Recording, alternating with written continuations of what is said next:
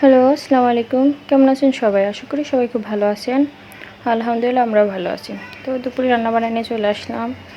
তো আমি আজকে মেটে আলু দিয়ে পাঙ্গাস মাছ রান্না করব। তো দেখতে থাকেন, ভিডিওটা ভালো লাগবে আশা করি।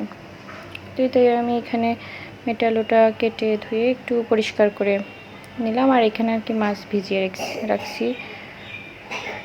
ফ্রিজ থেকে বের করে।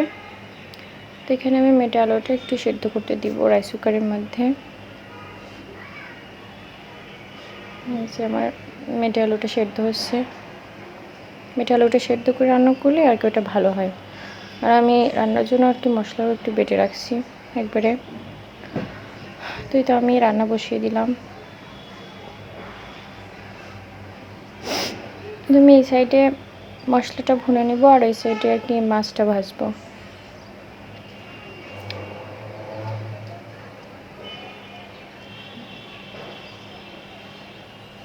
এই যে আমি আজকে একদম তেল বাঁধে পাঙ্গাস মাছ ভাজি করব, শুধু পাঙ্গাস মাছের তেল দিয়েই।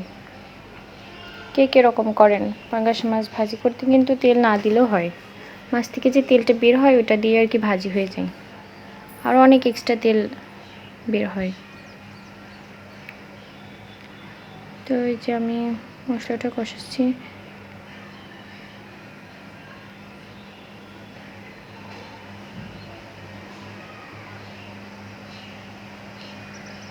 এদিকে আমার মাছটাও ভাজি হয়ে যাচ্ছে প্রায়।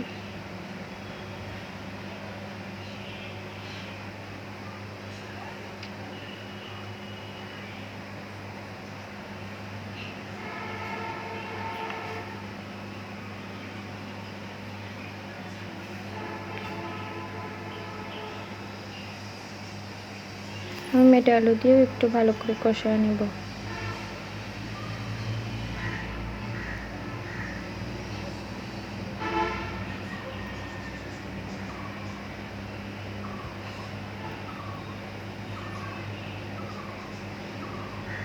তুমি হালকা পানি দিয়ে ঢাকনা দিয়ে একটু কষায় নিচ্ছি। এই যে দেখেন পাঙ্গাস মাছ থেকে কত তেল বের হয়েছে। পাঙ্গাস মাছে তেল না দিলেও তেল বের হয়ে আসে।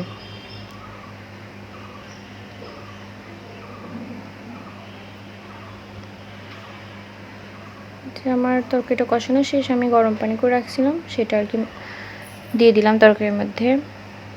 মাছগুলো দিয়ে দিব।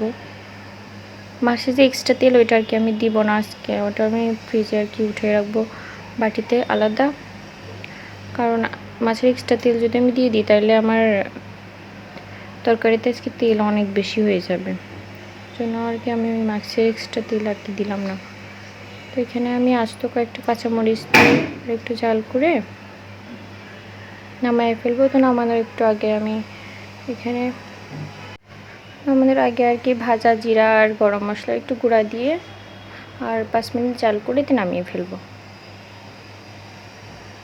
তো এই যে আমি তরকারিটা আলাদা একটা বাটিতে ঢেলে রাখছি। মেটে আলু দিয়ে পাঙ্গাস মাছ রান্না করলে ভালোই লাগে, খারাপ লাগে না। আমি এর আগে ট্রাই করিনি, প্রথম ট্রাই করলাম। তো এটা আমি খাবার নিয়ে চলে আসছি খাওয়ার জন্য। তো আপনারা দুপুরে কে কী দিয়ে খাওয়া দাওয়া করছেন কমেন্ট বক্সে জানাবেন।